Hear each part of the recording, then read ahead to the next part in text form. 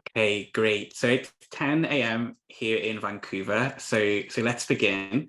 And welcome everybody to this webinar today, which is about our professional masters programs in the Faculty of Forestry. My name is Shane Moore from the Faculty of Graduate and Postdoctoral Studies here at UBC Vancouver. And it's great to see you joining us today. Let us know where you're listening from in the chat. So let us know the country or the city where you are. It's always really cool for us to see where you're listening in from. The purpose of today's session is really to provide you an overview of our professional master's programs and talk about some of the unique aspects of the Faculty of Forestry here at UBC. We're also going to talk about the admissions process, so give you some tips and advice on how to apply. And we're also going to be here to answer your questions. So if you have any questions today, make sure that you post them into the Q&A. So I'm going to turn the chat off soon. So post your questions into the Q&A.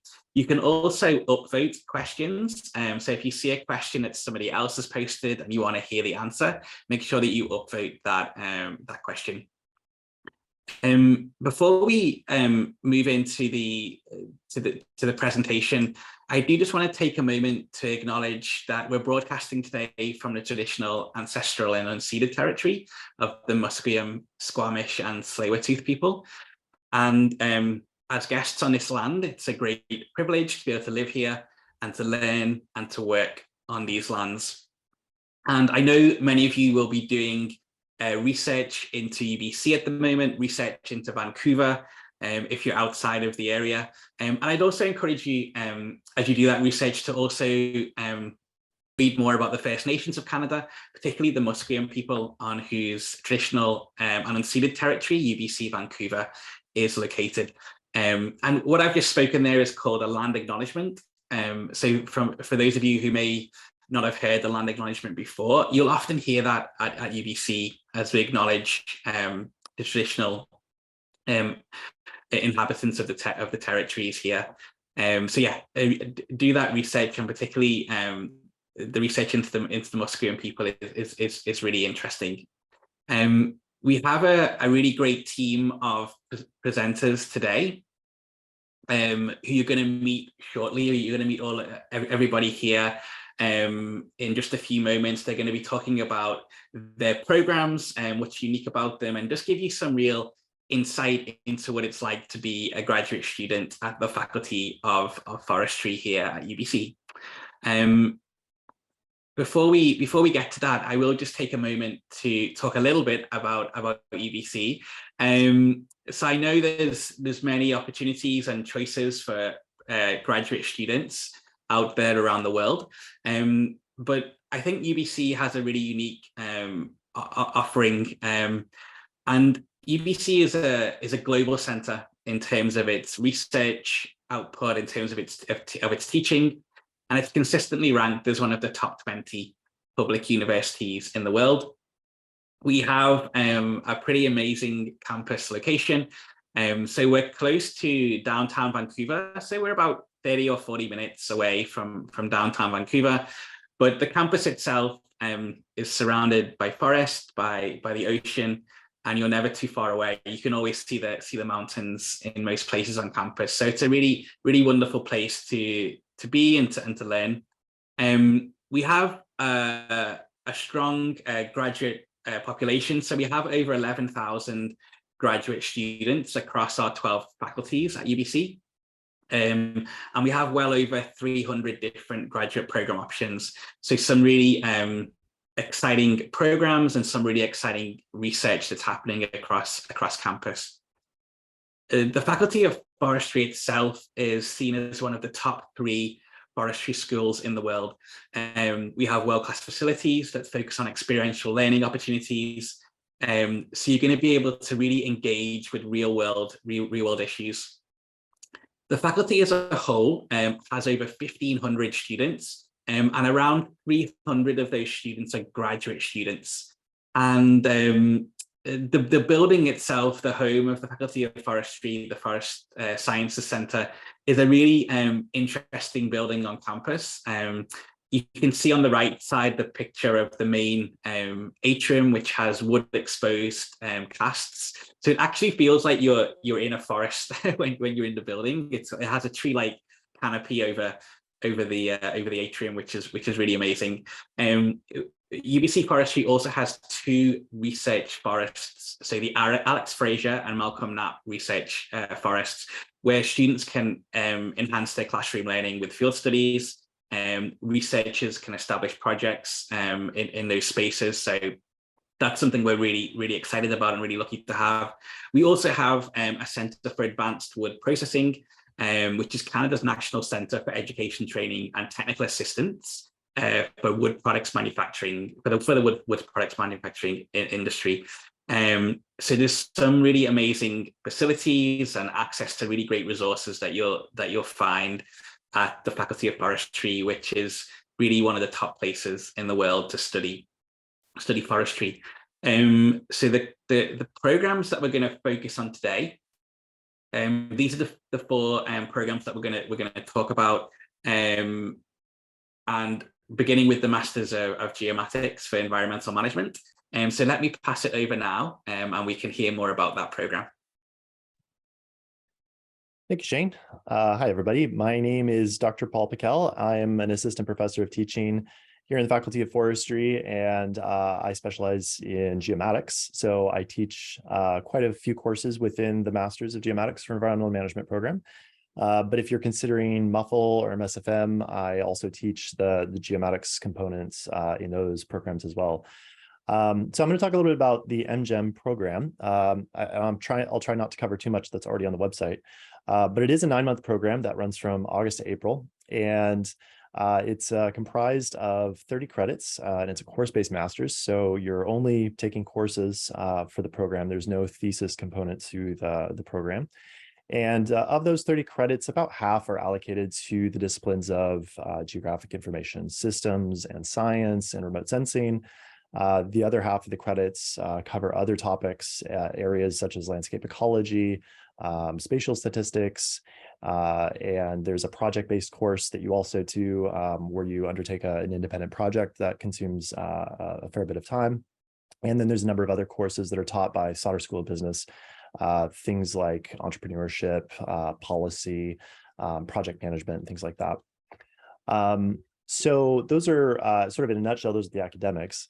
There is a final project component to the program that I mentioned. And with that project, we connect you with a community partner, many of which we've worked with over the last few years, ranging from government, provincial or federal agencies, to non-governmental organizations, up to other units here on campus.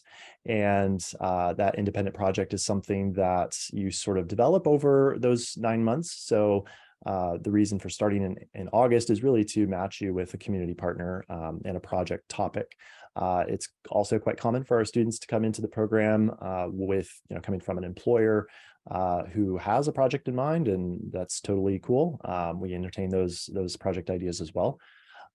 So those are kind of the academics in a nutshell. And then we really pride ourselves on the cohort style of learning that we've really fostered. This is this is a common theme, I think, across our other course-based master's programs that we're going to hear about from today. But for MGEM, we do have a dedicated classroom. So everybody's taken the same classes. You get an assigned desk. We give you a laptop and a docking station. There's a dedicated classroom with AV technology in there that you're always in, that you always have your classes in. So there are no electives. You're all sort of taking the same classes. You're doing the same assignments. You're doing the same readings. You're kind of going through the cycles of learning together, which is really valuable. And we also do a lot of stuff outside the classroom as well. So we organize a retreat that utilizes the Malcolm Knapp Research Forest, one of the research forests that Shane had mentioned. That's just an hour's drive or so from here. We organize a retreat there to do drone demonstrations and other sort of coding camps and stuff like that. And our students come from a lot of different places around the world and a lot of different backgrounds. So you get a really interesting perspective and many different types of perspectives just from peer-to-peer learning. And there's weekly coffee breaks and things like this that happen that we also organize. So there's a lot of stuff that also happens outside the classroom that really helps to develop that networking and that sort of cohesion within the cohort.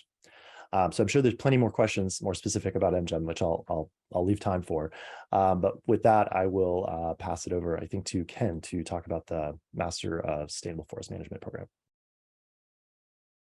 Thanks, Paul. Hello, everyone. My name is Ken Byrne. I'm a professional forester and a lecturer in the Faculty of Forestry. And I lead basically 3 capstone courses in the MSFM program, including one in the summer, one in the fall, and one in the winter term starting in January. So the first one is a condensed 2-week course, although there's some pre-reading. And we spend 1 week in Vancouver doing classes and field trips around the Vancouver area. And then the second week we go to Nelson, which is in the southeast part of British Columbia. And we visit all kinds of mills, forest operations, community forests. We meet with representatives of government, industry, and consultants, First Nations, and basically give you a broad exposure of all the issues and the complexity of forestry before we get into the meat of the program starting in September. So in the fall term, we do a site level forest land management course where we do silviculture, forest health, forest operations classes in class, and then we apply that out in the field at the MUFL Research Forest, which is just east of campus here. And during that course, you're collecting all the data that's required to develop a site level plan. We have additional courses which support that in forest policy, forest economics, Geomatics, which is led by Paul, and land information acquisition and analysis, which is essentially stats and modeling. In the winter term, we're going to visit a community somewhere in BC. This year we're visiting a small First Nations community in Amazon Lake, which is just west of Williams Lake, way up north there, and we do a landscape level plan. And at the end of each of these courses, there's a defense, and you have the opportunity to basically present everything that you've done in the field and present your plan to colleagues and faculty and anybody else who chooses to attend. So we do have many field trips throughout the program. And as Paul mentioned, we also have retreats and events among all the professional master's programs. So you get a flavor of what all the other students are doing in the other programs.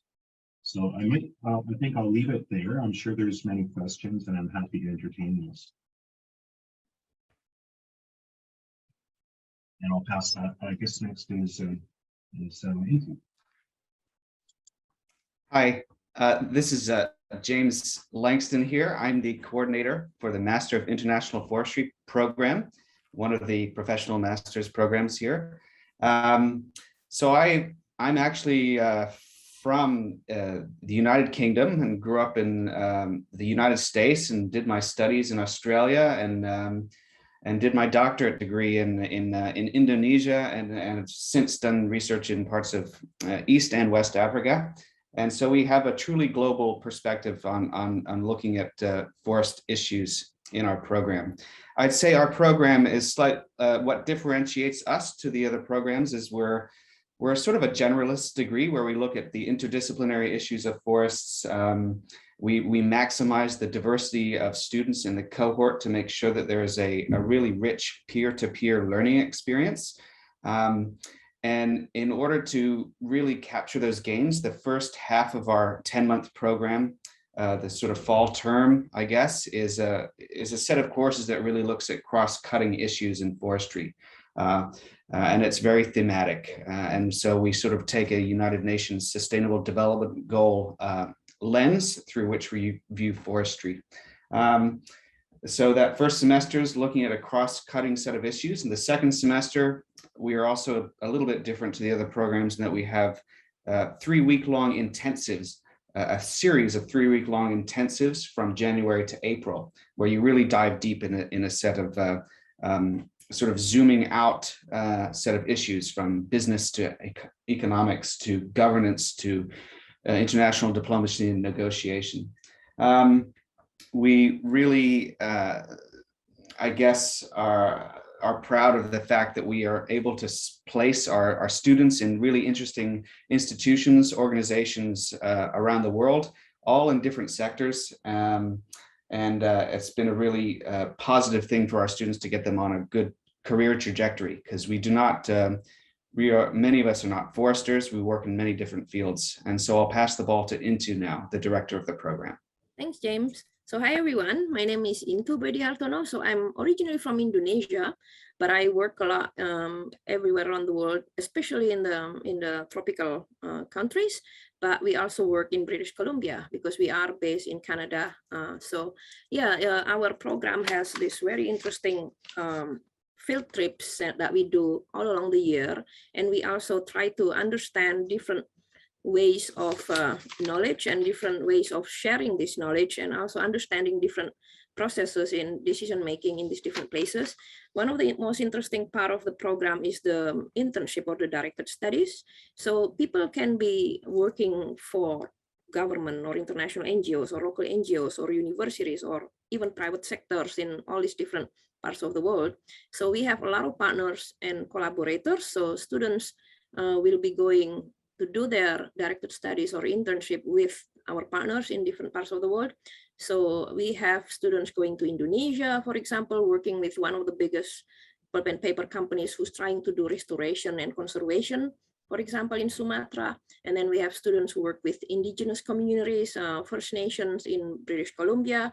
We have people working with research institutions like Center for International Forestry Research. We have also students who will be working also with IUCN and WWF in Cameroon. So our goal is to be able to support people who would like to probably change career or who would like to learn more about something new, which is outside of their comfort zone. So I think it's a very interesting program for people who are mid-career, but we also would like to have people who are freshly graduated so that it could enrich the diversity of the group. So in terms of the topics that we talk about, we try to understand different ways of, to restore and to conserve some of these pristine forests or protected areas, or also we're interested in productive landscapes, or we're also interested in land use change. We're interested in local governance system. We're interested in a lot of different things. So students also have the possibility to participate in international conferences like the COP climate change or the COP CBD, the conservation of biodiversity, which is going to be happening this year in Canada, and it's also co-hosted by the China's government. So they're going to be going also to Global Tourism Summit. So it's very variable. A lot of our students comes from different disciplines. So I think it will be quite an interesting program for people who would be interested in learning something new for a lot of people. And the professors also come from a lot of different parts of the world and have been working in different parts of the world. Thank you. So I'm going to relate to our next colleagues from the MUFL program. Sarah. Hello, everybody. My name is Sarah Barron. I'm the program director for the Masters in Urban Forestry Leadership program. We're a little different from the others because we're a wholly online program. You can take 14 months to work. About half of it is sort of self-directed time with asynchronous learning opportunities, and the other half we meet up regularly during the week to have our class sessions.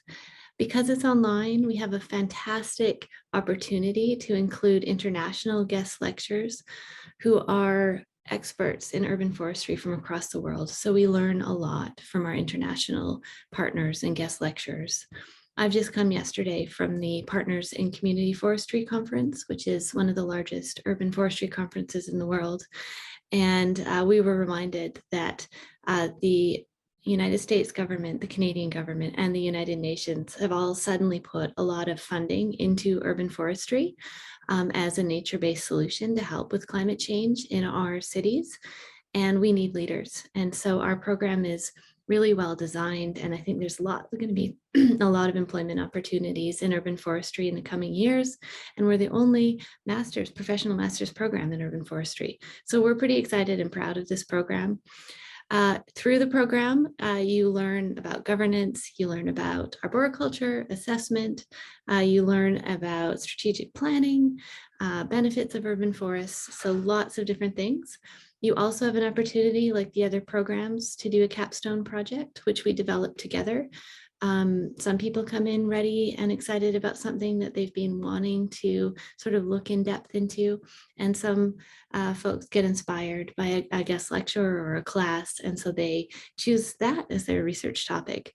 And we find you mentors and support to continue on and build leadership in that. We've been running for 2 years now, and we've noticed that there's a lot of folks who are still working or who would like to work through the program.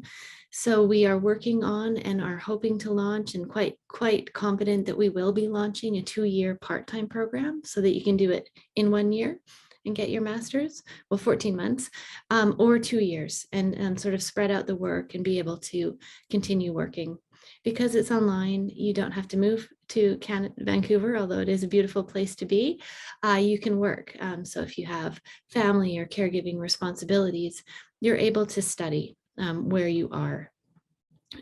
Interest from across the world. We've had students in the United States, in Australia and Europe. I was just talking to some potential students from Bangladesh yesterday. So super exciting program.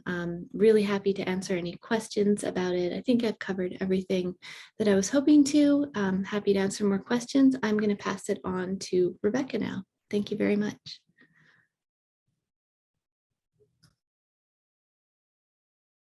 Thank you, Sarah.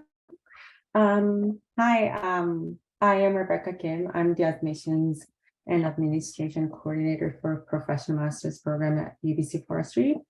I will be going over the next few slides and providing information about general admission requirements and application procedures.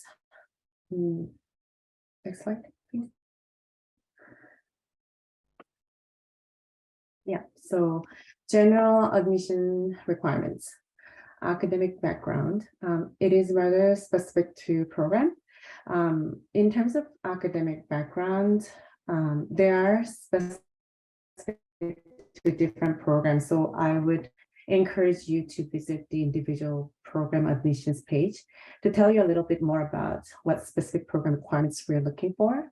But we generally look for applicants with an academic background in a relevant forest, natural, or environmental science field. Also, as part of the application, you are asked to complete an application questionnaire that will assist us in evaluating your knowledge and skills. Yeah, and on that form, you get to indicate your previous coursework as well. Next requirement is the GPA. So we are under the umbrella of the UBC Faculty of Graduate Studies. So we follow their general admission requirements like any other graduate programs at UBC, but with a couple of limitations that is set by the Faculty of Forestry, which will be addressed shortly in this presentation. Other than that, the admission requirements for these programs are quite similar in terms of GPA requirements and English proficiency requirements. So for those who are applying from Canada, previous slide, please.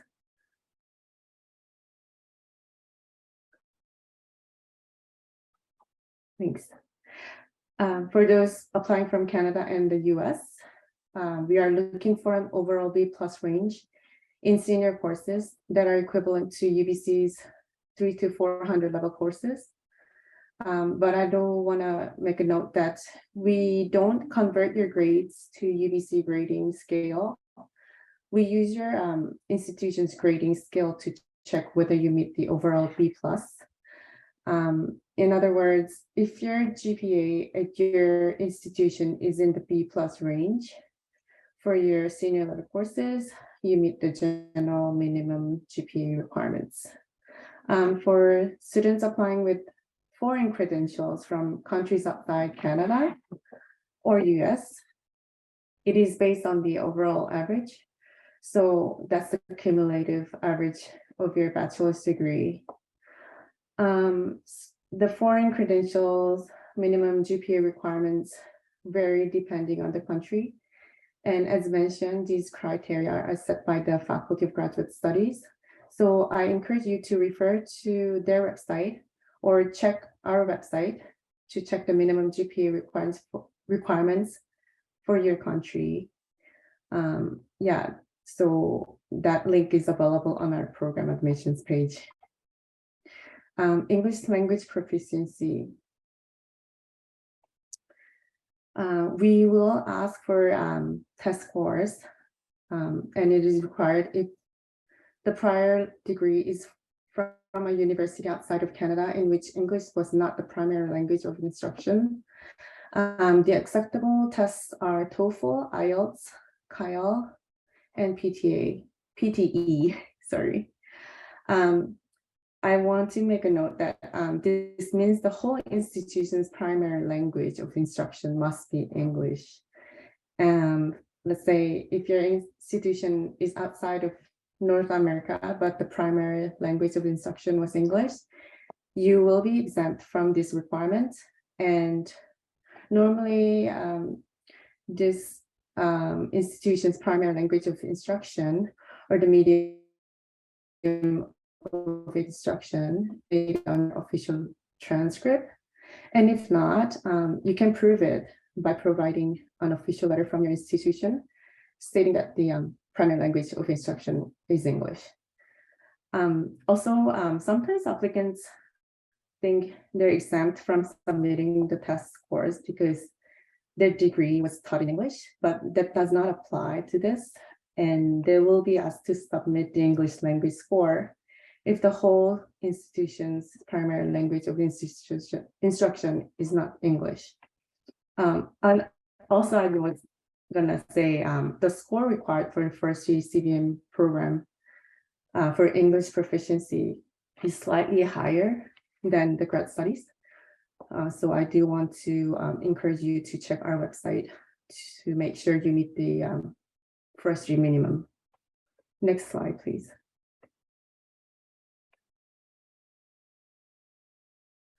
How to apply. I will go over each point in detail and make some highlights. So first one, complete the online application and pay application fee.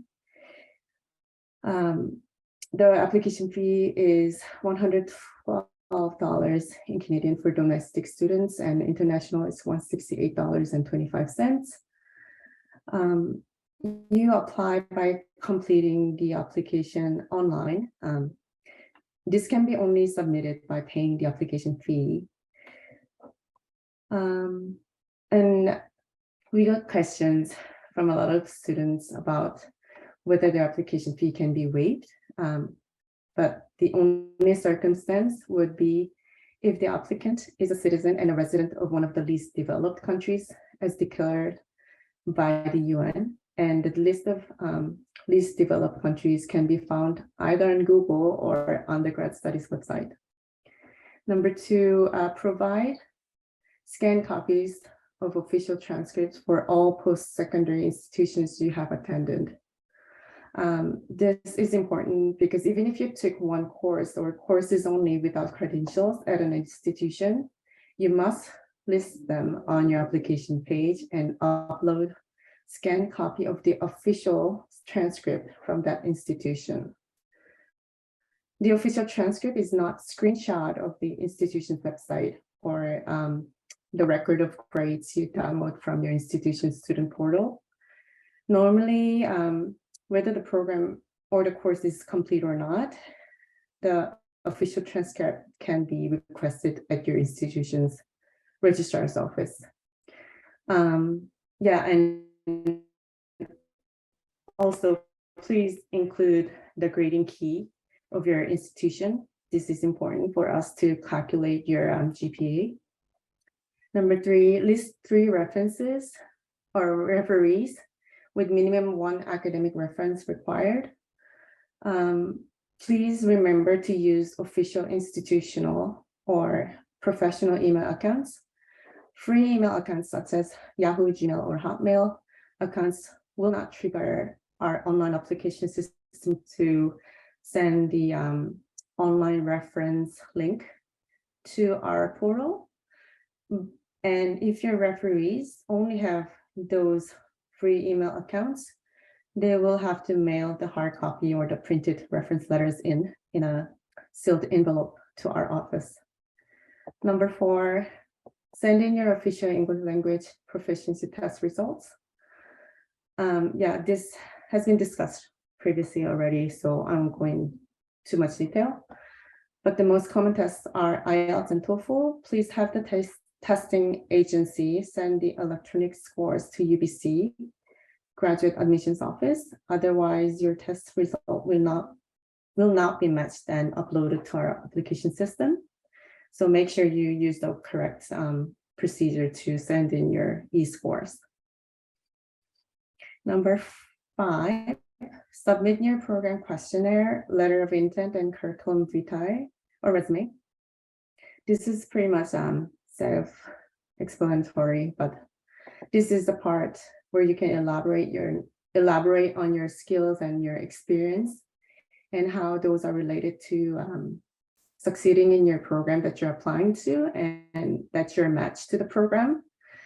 And I just want to make a note and talk about the statement of intent, because I get a lot of questions like, how do I write a good statement of intent?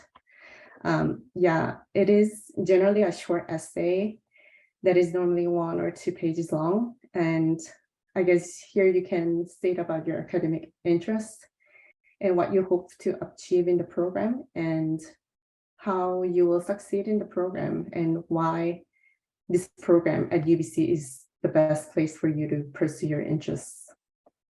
So yeah, I guess that's it for my presentation. Next slide, please. Yeah, so any questions specific to your situation, please feel free to contact us. Application deadline for 2023 intake is March 15 next year. Yeah, and please visit our website for more detailed information. Thanks. Thanks, Rebecca. That was great. Thanks for providing so much detail on the application. That was super helpful. And you can see the contact details here for those specific questions that are just for your situation. We might not be able to answer those complex ones today, but certainly you can follow up by email.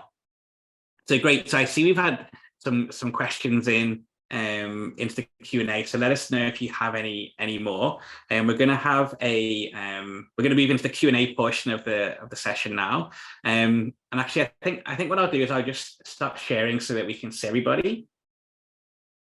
Okay, great. And if the panelists could turn their cameras on, that would be super helpful. That would be great. So yeah, we're getting some questions in, and I know Lee is doing a pretty amazing job of answering lots of them in the chat. But we also had some questions in from people as part of the registration. So I just wanted to ask a couple of those of the panel. The first one is about careers and how transferable is a master's in forestry at UBC to the greater Pacific Northwest. So if someone's thinking about a career more widely in Washington, Oregon, how transferable would a master's of forestry from UBC be in those areas? Would anyone want to jump in on that one? Sure, I could comment on that from a MSFM perspective. What I didn't mention, there's lots of other details in the intro that I gave. But one of the details that is important is that it is an accredited program for professional foresters in Canada and the US. So the program is accredited through the Canadian Forestry Accreditation Board in Canada and the Society of American Foresters in the United States. So you're well equipped to practice as a professional forester there. Thanks. And James, did you want to jump in? Yeah, thanks, thanks, Ken. Yeah, the programs are quite different.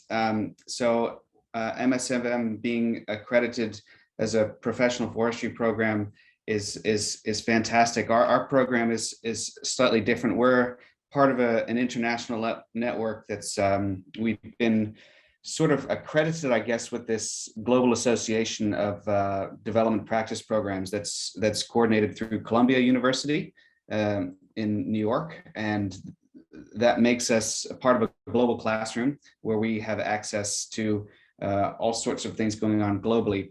And so our students actually end up all over the world, far beyond the Pacific Northwest context, but many of them are successful in finding jobs here. We aren't accredited as RPFs, but set people up to succeed in various other ways through the private sector or NGOs or with government.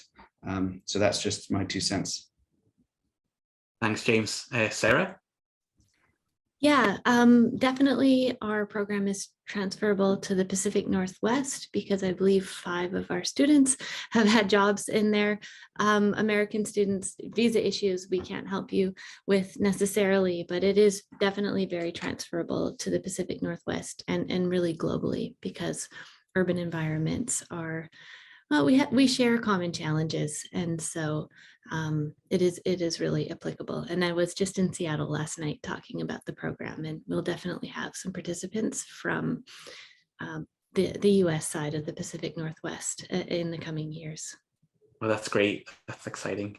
Intu, did you want to jump in? Yeah, I just want to add a little bit about, but as James also was saying, that we do have a lot of students who we got really interesting jobs now in British Columbia, in Alberta, and other parts of northern North America, and they can be working with either a company, or they could be working as a consultant in one of the biggest consulting companies like a PMG. They could be also working with the First Nation association or groups in BC, because they would be able to share all the different knowledge that they bring from other parts of the world, or when they learn from this part of the world to other places, right? So it's all about land use change, of how local governance is being taken in the different places, and also about conservation and development trade-offs and all those different things, which is very important in BC or in North America, but also it's also very important in other parts of the world, all these different issues. So great. No, thanks for those answers. Another question that a couple of people asked as part of the registration was about their background and if it would be accepted into the faculty or into the forestry department. So for example, we had someone who did a BSc in chemistry, another person who is coming from a civil engineering background. Can people from different backgrounds join the programs, and what's some typical, undergraduate backgrounds that people have come from into your programs? Paul, do you want to get us started on that one? Sure. Yeah, I can speak on behalf of MGEM. So unlike some of the other programs that you might take at a university, like if you take an engineering degree, everybody's going to eventually become an engineer, for example. But with our program in MGEM, we get a wide variety of folks coming in from different backgrounds, professional or academic. And they go on to all kinds of other careers as well. A lot of our students come in with geography majors, but it's not uncommon to see, biology or veterinarians or anybody who's really just interested in land management, because MGEM in particular is kind of more focused on technology and applying the technology to all kinds of different problems, climate change, landscape management, all kinds of stuff. Yeah. So for us, we get a wide variety of different people coming in with different backgrounds, and we see that really as an asset for our program. We really encourage people coming from non-traditional backgrounds because it really adds to how well the program performs in terms of learning within the classroom. Excellent, thanks. Sarah, can I pass it to you? Yeah, we've definitely had a variety of backgrounds to date. A lot who are practicing in arboriculture, but planning, landscape architecture, and we really welcome people from very diverse backgrounds because you can find really interesting solutions from other fields that are transferable to urban forestry, to forestry in general. And I think this can be said for all of the course-based masters, is you build this really great cohort where there's really strong peer learning, and that peer learning coming from diverse backgrounds just is really strong, and it's quite beautiful to watch how everyone comes together and shares their background knowledge. So the answer for MUFL is for sure we welcome people with very diverse educational backgrounds. Thanks, Sarah. Ken, over to you. Sorry, I'm muting myself. Yeah, I'd like to echo what Sarah said. We really welcome the diversity that we have coming into the program. You know, there's that peer-to-peer learning that occurs. In my class this year, we've got engineers, school teachers, even people with an arts undergrad, as long as they have added some of those fundamental science courses and stats courses. Then we welcome that diversity. Forestry has evolved quite a bit since the days when people went into it because they wanted to be out in the bush and not talk with people. It really requires a much more diverse community and people who bring these different disciplines. So we have school teachers, we have engineers. Last year I had somebody who spent a career in the military. So it is really quite nice to see that. Yeah, that cohort community sounds fascinating. That's exciting. And Intu, did you want to jump in on this one as well? Yeah, we had even students coming from public health or journalism. So it's very interesting for us to see how do people see the importance of forests in their life, right? And from different perspectives. I think like what Sarah had explained, we're trying to find solutions, right? Because this is a professional master's program. So a lot of different views exchange between practitioners, between people who are working in mining or in logging or or with government or with NGOs. So I think it's very interesting to have people with different disciplinary backgrounds. So we do have a lot of people with different backgrounds here as well in the MM. Okay, excellent. And we had a question about whether any of these programs can be a stepping stone or a pathway into a PhD program. So I'm just wondering if you could advise generally about that. If someone's thinking about potentially moving into a PhD in the future, would these programs be right, or are there other programs, and any info you have on that? Ken, do you want to go first on this? Sure, I'm happy to. Yes, it's not a traditional route towards a PhD, but that doesn't mean it hasn't happened before. So we have had graduates that have had more of a research interest and have gone on to do a PhD. It's not as common, but it's not completely unheard of either. Great. Sarah? Pretty much the same as what Ken said. It's not a common pathway, but I mean, last year someone got really inspired by the process of research, really got into their research, and now wants to turn that into a broader PhD project. And we're facilitating that conversation just right now. So it's definitely a potential pathway. Excellent. Paul? Yeah, we've had a number of students go on from MGEM into PhD, and I think that's one of the appeals of the program as well for somebody who just wants to get a master's degree and eventually use that as a stepping stone into a doctoral program. That said, I would say because it's not a thesis-based program, that if you are looking at a doctoral program at a university that requires a thesis-based master's, then MGEM might not be the solution for that. But if it's just a requirement to have a master's degree, then you would absolutely be equipped to do research. And that's what primarily that independent project is sort of facilitating and conditioning over the 9 months. Excellent. Thanks, Paul. James? Yeah, I would echo what Paul just said in that if you're required to have thesis-based masters before going to PhD, it might be difficult among our programs, but I think for many of us that have done PhDs, I think programs like this, I did a program like this before I did my PhD, and probably about a quarter of all of our students every year are interested in going that direction. And not only that, but we have had many PhD students join our courses as they see them as rounding out their skill sets. So flipping that around has been really interesting too. So I, in addition to, mastering methodologies and research skills, doing a successful PhD requires finding the right people to work with. And I think programs like this offer pathways to finding the right people to work with too. So that's another insight of mine. Thanks. Yeah, that's a great point. Getting connected with other researchers and professors is really important. We actually had a similar question here in the chat from Jane. I know Lee's working on this, typing out an answer here, and Paul is as well.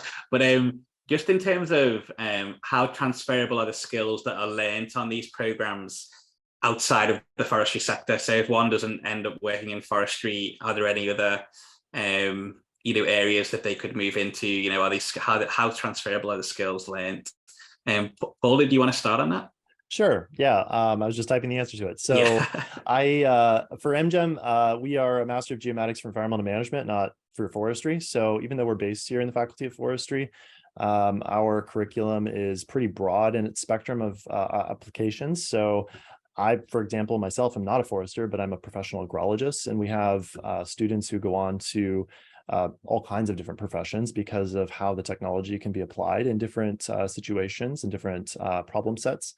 So yeah, we have students who stay in BC, leave Canada. They go on to be all kinds of different professionals in academia, in the private sector, in consulting, for example, or even for governments here in BC and Canada and around the world. So there's a wide variety of how those skill sets can be applied in different professions and different jobs.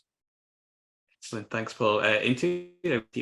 Yeah, so for us, for example, some of the students, since they have different backgrounds, so they have an advantage, right, to work into other kind of fields as well.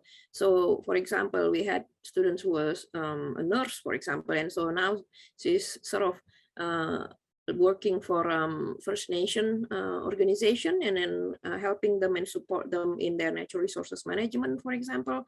And then we had also environmental lawyers who works with indigenous communities in India. And yeah, you could be doing a lot of really interesting new career basically with the different degrees that you get. And I guess this being at UBC and doing these degrees for a year, it gives you other insights, right? And it opens up other possibilities to find other type of jobs or passion that you could be finding out while you're here. Thanks. Into Ken, over with you. Sure. Yeah. So as a professional forester, and you don't have to necessarily go down the professional forester route. What you learn in the Master's Sustainable Forest Management program can be applied to a number of different areas of practice, including ecological restoration, conservation, urban forestry, as well as the traditional forest management, forest operations type streams. These are all recognized within the accreditation, and we have had students, about a quarter of the class last year, found work in urban forestry. Another student, she found work doing conservation work in Ontario. Many of our students do remain within Canada, but a few have gone internationally and applied their skills in these other areas of natural resource management. Excellent, that's great. And question here just come in from Yash. I think, Paul, do you want to speak to that rather than type in the GIS programming part of the Geomatics Masters? Yeah, sure. Yeah, so we do have a course that's dedicated to teaching programming languages like R and Python, specifically for geospatial analysis. So yes, GIS programming is a significant component to the program as well. Great, thanks, Paul. And we did have a few. Oh, sorry, Ken, did you want to jump back in there? I saw your hand up. Oh, is that from earlier? No. No problem. So yes, I was just going to ask the panel. We've had some questions in about scholarships, funding, etc. I just wondered if you could each sort of speak a little bit about that. I mean, I think one of the advantages of many of these programs is they're relatively short in terms of a graduate degree. But Sarah, do you want to start us off on that? It's in exploration right now. We are hoping to find some scholarship opportunities for international students to help for our online program to help lower the difference in cost. If you've been online, you see there is a difference between non-domestic students and domestic students. We can't officially announce anything yet, but if you do apply, that would be part of the discussions that we would have with you. But we're, again, quite confident. There's a lot of stuff that still we're working through, that we will have some funding available to help lower the difference in cost between the domestic and the international student fees because we're an online program. Exciting, that's great, thanks. Inti?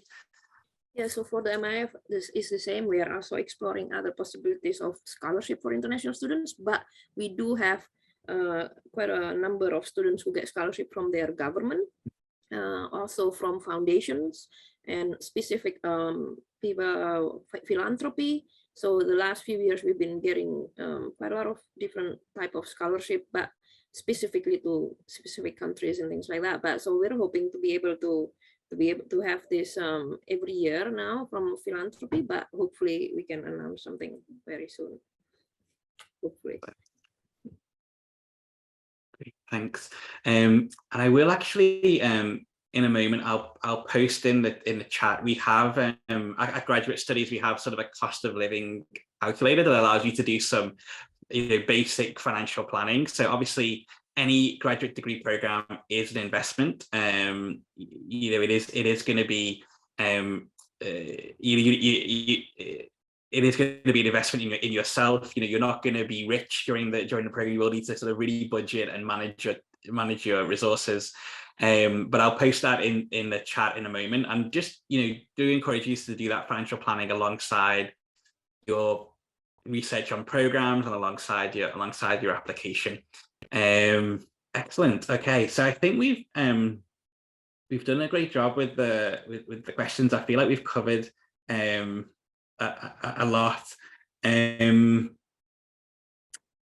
guess another question here we had, which is a pretty interesting one, that came in beforehand, which asks, in what way do each of these programs equip graduates to tackle the complex ecological issues of the next century, of the upcoming century?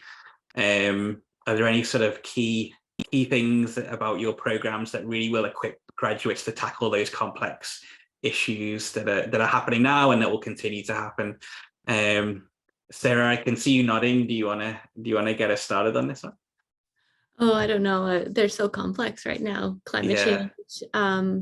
I think I'll just repeat what I said is that, the United States government, Canada government, UN are now seeing urban nature-based solutions as one important aspect of our climate response. And so we do definitely cover all of that. Not all of that. We can't tell you exactly how to solve the climate crisis in our program, but we do give good case studies and examples and learnings and understandings of how you can be one of those champions in cities, in the place that you want to live, to help with those types of solutions. And we do discuss ecology and health and all of there's so much complexity in the world right now and challenges, but it's definitely sort of front of mind in almost every class when we start the day.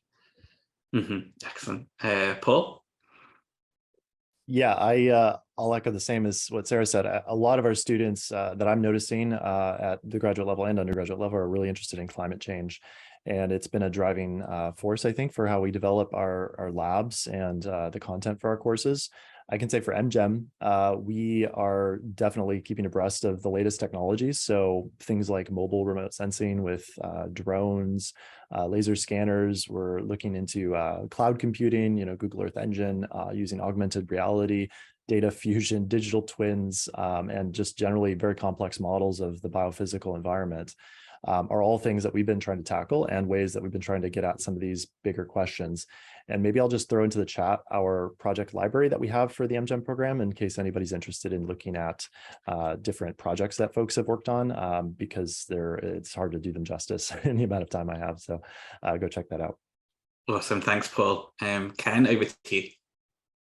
Yeah, just to reiterate what Sarah and Paul said, it's a really complex issue, but certainly front of mind. And when you're out there managing the forest landscape or stands, you're on the front lines of it. And we have been on the front lines of it for more than a decade. In my previous role with a nonprofit research organization, companies that we work with were already dealing with climate change, with forest operations, assisted migration of tree species, and managing the impacts of climate change. So it's only becoming more prominent, and as part of the program, climate change workshops, where we go through methodologies of how to adapt to climate change and implement plans that consider climate change. Excellent. Thanks, Ken. James, over to you. Yeah, thank you. At risk of, I don't know, saying something that might annoy anybody, I think my personal perspective is that I don't see specialists or technical experts being the leaders in solutions to complex problems. And I think our programs here are about building pro-social, interdisciplinary experts that have skill sets that are about bridging different boundaries and engaging with the dialogue around very difficult things. So forestry, we know, has a narrative around it that is not always positive, and I think we're a part of the reckoning with that, and we're trying to tackle that head on. And so our programs, I think, are investing heavily in some of the social skill sets that are needed: conflict management, negotiation, diplomacy. If we look at the geopolitical situation in the world today, there's certainly a gap there. Not just globally, but certainly domestically and even regionally. So that's just my perspective too. Thanks. Thanks, James. That's great, and thanks everyone for those perspectives. We're almost out of time. We just have 2 minutes to go. I just wanted to say a really big thank you to all the panelists for the presentations and for answering so many questions. I think we've covered quite a lot of ground today. We'll be following up with you with the recording of today's session, and we're also going to be inviting you to future sessions. So if we do program specific sessions, we'll be inviting you to those as well. So do come and join us on one of our one of those future sessions as well. Maybe I can ask the panelists just for a final thought each. Maybe it could be a piece of advice about thinking about graduate school, or a piece of advice about putting together a strong application, or about stepping into the world of forestry and studying that at the graduate level. Would anyone have any final thoughts to wrap us up? Or anyone want to start us with some final thoughts? Oh, just a final thought for your application. I enjoy reading the motivational paragraphs that you do. And I just encourage you to be yourself, be personal, share why you're passionate about this. Don't stress about the formality of it. Like, we want to hear your voice coming through that, because they are a joy to read when you share yourself. So that's my last piece of advice, and I look forward to reading some. Great advice. Paul, over to you. Yeah, I'll just quickly echo what Sarah said. When I'm reading applications, that's kind of the one thing that I'm looking for, is how well you're applying your background and your interest and your passion to the degree program. But also, I would want to know, what do you want to do with this degree afterwards? What's your career path look like? Like, paint a picture of that for me. And that's also good, just general advice for yourself to be thinking about, what do you want to do with this degree after you graduate? Excellent, good tips. Into, have you any final thoughts? Yes, I would like people to think that to do the degree here, it would be fun, and it would be really making friends, building network, and learning something new outside of your comfort zone. So it will be something really, really useful for your career path, basically, right? So having some time to be at UBC, that will be a really nice part of sort of life-changing experience, hopefully. For sure. Yeah, I think life-changing is the way to think about these programs. Yeah. James, could I pass it to you next? Sure. So I appreciate what you said about wanting to hear where they might end up and their career trajectories.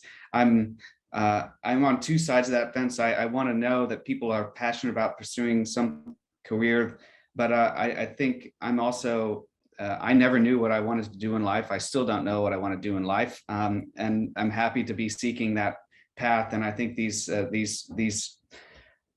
master's degrees are for people that have fire in their belly about wanting to do something in the world, and it doesn't, you don't have to know what that is yet, and that's part of what we can help you with too. So that's just my perspective. Thanks. Thank you, James. Ken? Sure, and like James, I'm still trying to figure out what I'm going to do when I grow up. But honestly, forestry is a fascinating field, especially if you're curious and you're passionate about it. If you do have that curiosity and passion, bring that out in your letter of intent. I pay attention to not only academics, I closely read the letter of intent. I look at your experience, and if I see evidence of that passion, then it's a no-brainer to bring you in, because we need more diversity and more passion in forestry, and you'll find that you'll be working with colleagues who share those passions, and it's a wonderful field. It's taken me all over the world, and I never stop learning. So brilliant. Well, thank you all for the great advice today. Thanks for telling us about your programs and answering so many questions. It's really been really insightful. Thank you all at home for listening. Good luck with your applications, and we'll be in touch with a follow-up email, and we'll hopefully see you at UBC Vancouver soon. But for now, we'll say goodbye. Thanks, everyone.